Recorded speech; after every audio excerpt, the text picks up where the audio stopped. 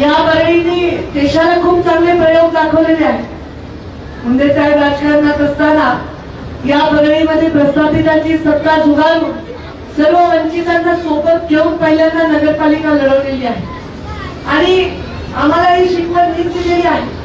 आमच्या लहानपणापासून लोकशाही करणार रोजगारे बाबासाहेब आंबेडकर, पुण्यश्लोक अहिल्यादेवी होळकर, महात्मा फुले, सावित्रीबाई फुले, अगदी संभाजीराजांचा छावा असेल, छत्रपती शिवरायांचं श्रीमान योगी असेल, या सगळ्या महापुरुषांच्या बद्दलचं वाचन आणि या महापुरुषांच्या बद्दलच्या संस्कारांना घेऊन आम्ही लहानाचे मोठे झालो. वाचाल तर वाचाल, शिकाल तर मोठे व्हाल. बाबासाहेब आंबेडकर म्हणायचे शिक्षण हे वाघिणीचं दूध आहे, जो पितो तो गुरगुरल्याशिवाय राहत नाही. आणि आज हे गुरगुरणारे प्रत्येक गरीब मुळात जे आमचे छावे तयार आहेत ते शिक्षणाच्या जोरावर.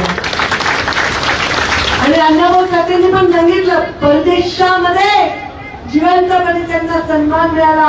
पद्मश्री ताईंनी धनंजय भाऊंनी सांगितलं, ज्याला परदेशामध्ये जिवंतपणे सन्मान मिळतो त्या माणसाला आपल्या देशामध्ये गल्ली गोळामध्ये देखील तो सन्मान मिळाला पाहिजे.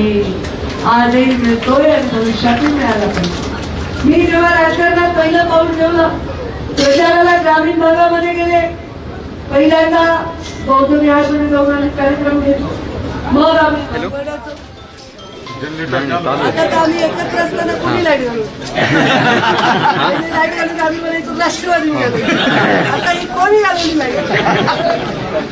आवाज बरा यायलाय का? मग आम्ही त्याच्यानंतर बौद्ध विहारामध्ये मातांगस्तीमध्ये जायचो, धनगरवाड्यामध्ये जायचो.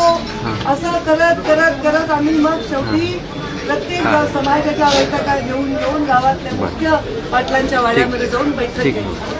मी आपल्या अमेरिकेमध्ये शिकून आलेली, इथे राहिलेली, बाहेर देशामध्ये मला वाटतं असं का महामानव बाबासाहेब आंबेडकरांनी देशाला घटना दिल्यानंतर प्रत्येकाच्या रक्तामध्ये लाल रंग जर सगळ्यांचा सारखा आहे तर जातीचे रंग का सारखे नाही का?